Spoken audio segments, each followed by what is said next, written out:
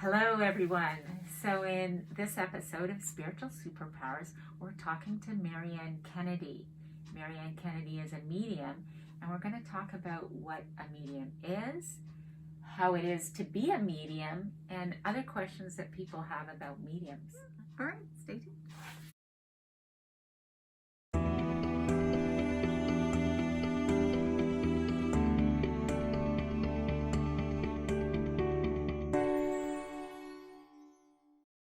Hi everyone, and welcome to another episode of Spiritual Superpowers. I'm Dawn, this is Caron, and today we have our mentor and friend Marianne Kennedy with us. Hi everybody. Marianne is internationally acclaimed. She is one of Canada's top mediums.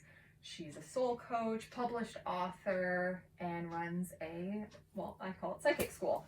She's also a TV personality, and her contributions to the metaphysical world has been extensive. Thank you. So can you talk about what a medium is? It's a good question because it's a really old question, but some of the answers to this question have evolved over the years. So when I think about mediums and mediumship, what I'm talking about is an intermediary between the spirit world and the physical world. So as a medium, we receive information from non-form beings, and we translate and interpret that information, and then we deliver it to people who are here in the physical world. So really like a conduit, a connection, a bridge point between the spirit world and the physical world. So that's a medium. So a question that I get a lot, people watch TV shows about mediums. Mm-hmm. And so I get asked when I'm walking around the grocery store, are there spirits all around, and are they trying to talk to me? Mm-hmm. So how would you address that question? Okay, yeah, I get that question a lot too.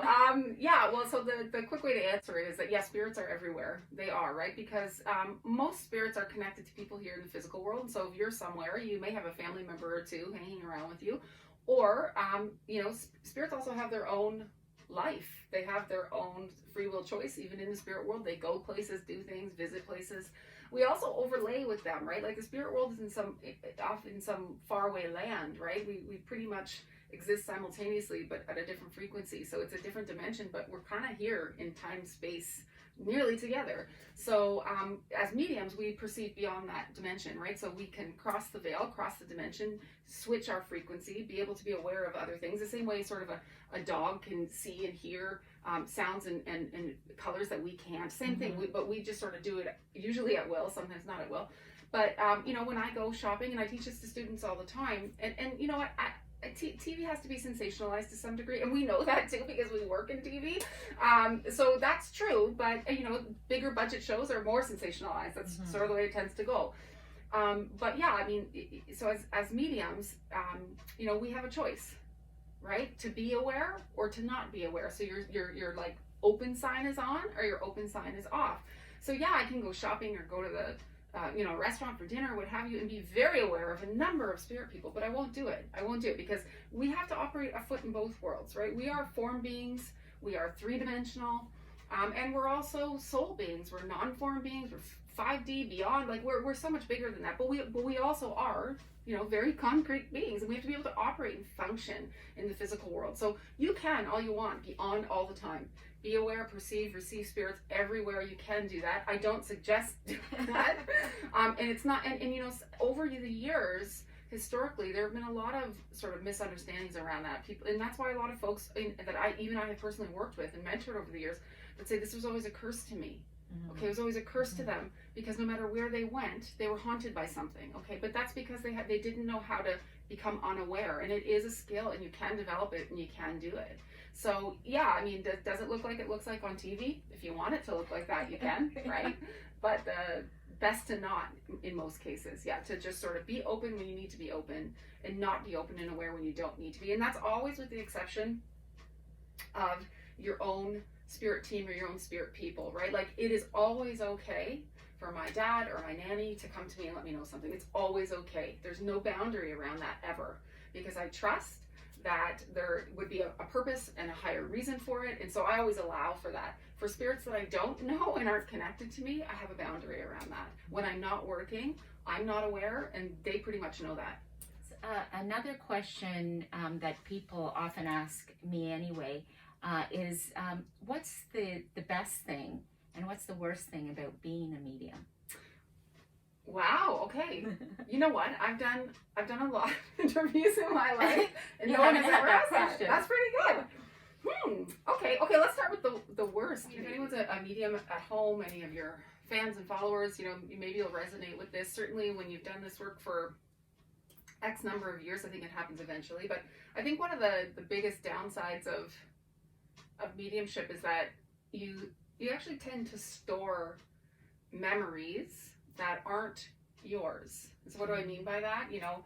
When I think of all the clients over the years that have, lost someone really traumatically or, really violently or really in like a freak accident type thing, when you're operating in your ordinary life, you can have things like that going on around you where something's happening and it makes you think about or reminds you of this thing that happened as if it's your own memory, but it's not your memory. It actually belonged to someone else. And I remember the first time this happened to me. This was a number of years ago, and we had taken, I don't even know if I had my son yet, so I don't know if both kids were there or just my daughter. But we'd gone to Niagara Falls, and we were walking near the falls. A number of young people walking on like the curb, and as soon as I saw these young people walking on the curb and cars coming sort of back and forth, maybe 60 kilometers an hour, it immediately triggered a memory of a client of mine whose son was doing the same thing, but he was doing it on the highway and he was hit by a vehicle and died.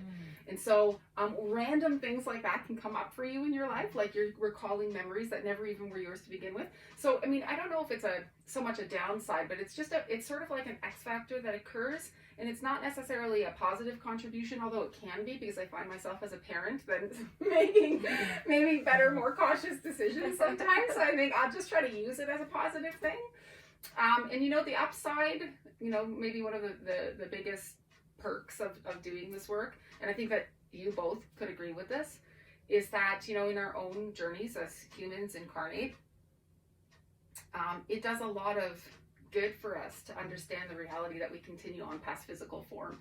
And when you live this reality every single day, yes, you're dealing with death, because that's part of the work as a medium, but you're also dealing with life after death. And so it's a reality that becomes very, very concrete to you. There's no speculation or belief involved anymore. It's like part of your lived experience.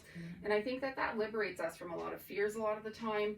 It can quell some of those concerns around death and dying that all humans have to a varying degree.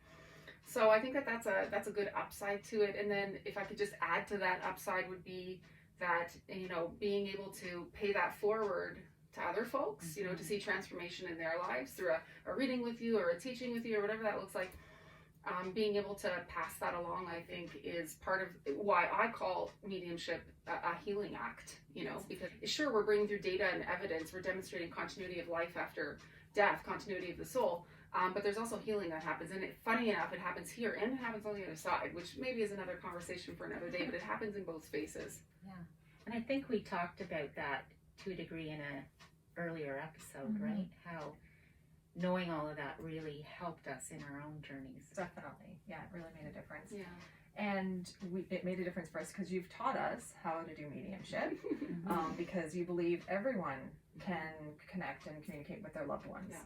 Yeah. Now, with your school, the School of Mediumship Studies, tell me a little bit about what students who might be interested in learning to communicate with their loved ones, what steps they would want to take. Any of the students I work with in a mediumship or, psychic development capacity, I always recommend starting with my book, so How to Become a Medium, a step-by-step guide to connecting with the other side.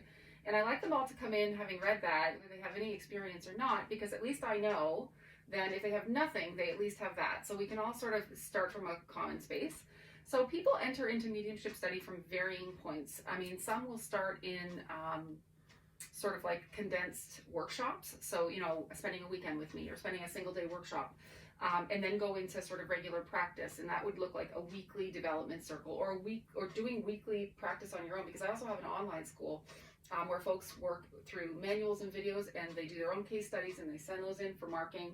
And so they set the practice up on their own. They do all that. And then other folks come in and we do weekly, of course, currently over Zoom because we're in COVID, but that's still happening. So, come in for condensed learning. Again, everything's sort of online right now, or online work at your own pace.